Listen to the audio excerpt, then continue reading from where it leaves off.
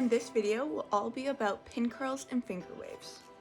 So before we get started actually showing on the mannequin, I'm just going to go over the basics, terminology and everything that you have a better understanding about how to do these techniques. So a pin curl, it serves as a basis for patterns, lines, waves, curls, and rolls used in a wide range of hairstyles. You can use them on any and all types of hair, including straight, permanent wave, or naturally curly hair. Pin curls work best on layered, smooth hair. This makes like springy, long-lasting curls with good direction and definition.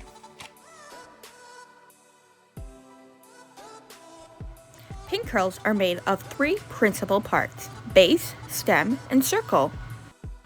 The base is the stationary foundation of the curl, which the area closest to the scalp, the panel of the hair on which the pin curl is placed.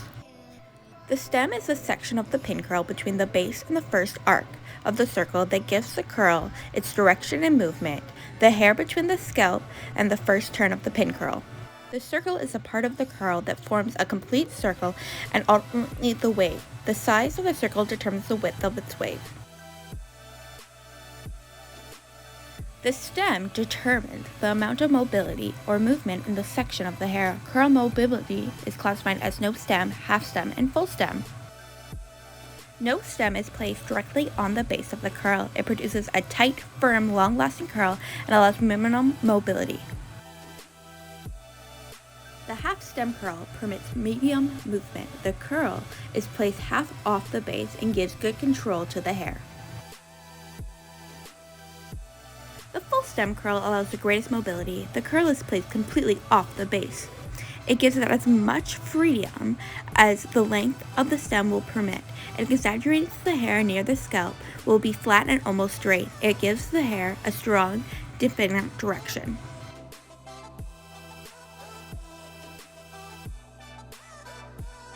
A shaping is a section of hair that is molded in a circular movement and preparation for formation of curls. Shaping at either open or closed ends always begins a pin curl at the open end, convex side, or shaping.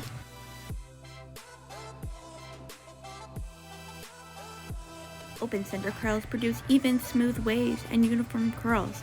Closed center curls produce the wave that gets smaller towards the end. They are good for fine hair or if a fluffy curl is desired. Note the difference in the wave is produced by a pin curl with an open center with those with the closed centers.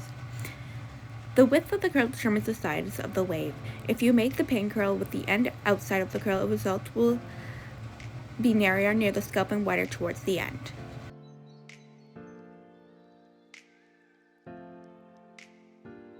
So with the curl and stem direction. So curls may be turned towards the face, away from the face, upwards or downwards, diagonally. The finished result will be determined by the stem direction.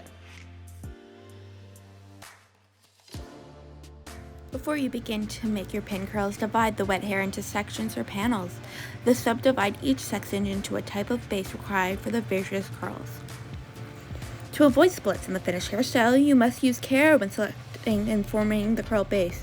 When selection of the hair are close to equal as possible, you will get curls that are similar to one another. Each curl must lie flat and smooth on its base. If it's too far off the base, the curl will lie loose from the scalp. The scalp of the base, however, does not affect the finished curl. Rectangular base pin curls are usually recommended at the side front hairline for a smooth upswept effect. To avoid splits in the comb out, the curls must overlap. Triangular base pin curls are recommended along the front or the facial hairline to prevent breaks or splits in the finished hairstyle. The triangular base allows a portion of the hair from each curl to overlap the next, and the style can be combed into a wave without splits. Arc base pin curls, are also known as half moon or C-shaped base curls, are carved out of shaping. Arc base pin curls give good direction and may be used at the hairline or in the nape. Square base pin curls are suitable for curly hairstyles without much volume or lift. They can be used on any part of the head and will comb out with the lasting results. To avoid splits in the comb out, stagger the section as shown in illustrations.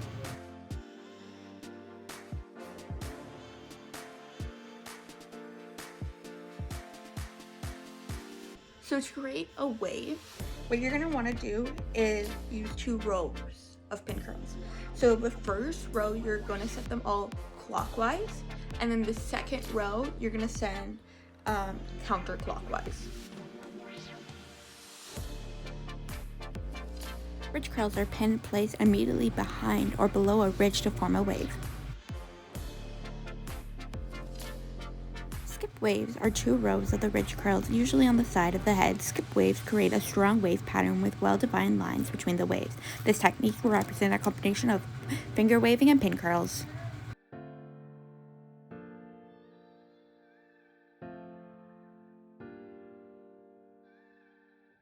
So now finger waving. Finger waving is a process of shaping and directing the hair into like an S shape by using your fingers, combs, and waving lotion. By mastering doing finger waves, you'll discover how to move and direct the hair, molding it to the head's curved surface. Finger waving uses a fixin calling waving lotion. This gel makes the hair pliable enough to direct it in the wave pattern and provides enough hold to keep the hair in place during the finger waving procedure. This technique was very popular in the 1920s and the 1930s. So if you think about like a flapper in the 20s, they typically had finger waves. And now you see it more with African American women styling their hair like this, or women in like red carpets as well. In vertical finger waving, the ridges and the waves run up and down the head. Horizontal finger waves are sideways and parallel around the head, and the procedure is the same for both.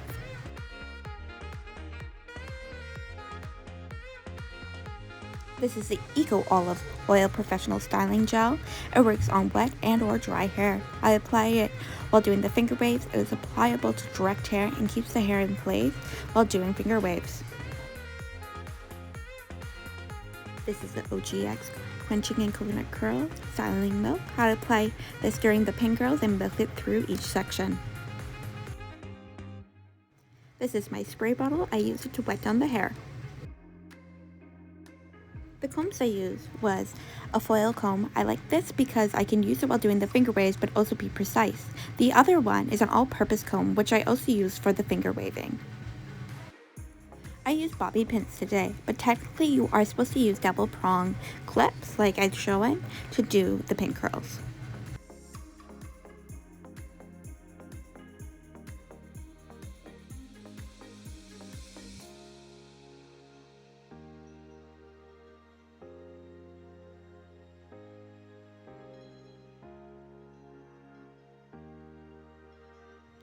Here I'm creating a pin curl. I start by applying the Coconut Curls Styling Milk. Then I take my comb and I create an arc section. I chose the arc pin base because it's the most frequent use and it's used well on the hairline. Here I am milking the product through the hair again just to make sure it's really saturated. Now this is called ribboning the hair. Ribboning is forcing the hair between the thumb and the back of the comb to create tension. Now I'm starting to form this pin curl. On each row, first I started doing clockwise and then counterclockwise, and I continue doing this. I form this in my hand while trying my best to keep the hair in the center and have no stem for it so it can lay flat. Then I take my bobby pin. I found it hard to open it just because my hands were so slippery. And I slide it in, trying not to affect any part of the curl.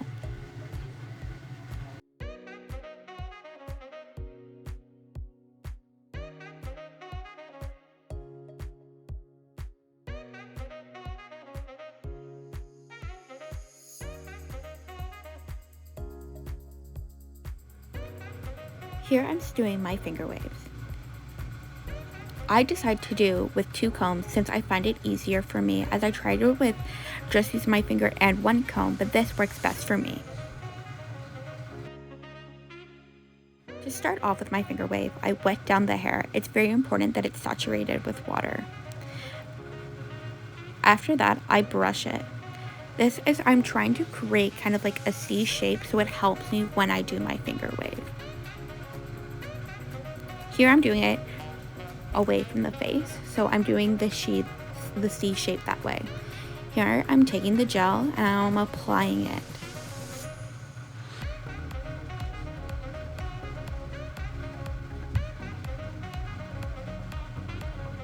You really want to make sure you have enough gel so it can stay firm. Here's me brushing it through.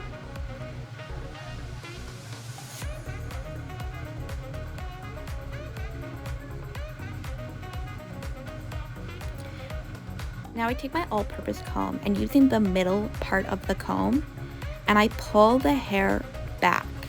Then I take my other comb, place it above it to hold it, and I push the comb there and I put pressure on the parts where I'm combing it down with the other comb. That way I make sure it doesn't move. Then I do my neck finger wave. I always try to be as precise as possible. Here I'm continue doing this. This technique I found extremely hard and I find is one of the hardest techniques to learn. I've been practicing for days and even though they're not perfect, I do consider liking this technique a lot better now because you get to be more creative with it. I feel like the last finger wave I did was the best one. Here, because the back of the hair is cut shorter, it was a little bit harder to do this. So I did apply gel thinking I was just going to leave it flat. But after I did that, I thought it looked too plain and I kept on wanting to practice my technique. So I did little finger waves in the back. Of course, it didn't come out perfect because the hair was short, but this is the finished look with all the wet gel. I put it under the dryer to let it set. And here's the finished look after I took out all the pins.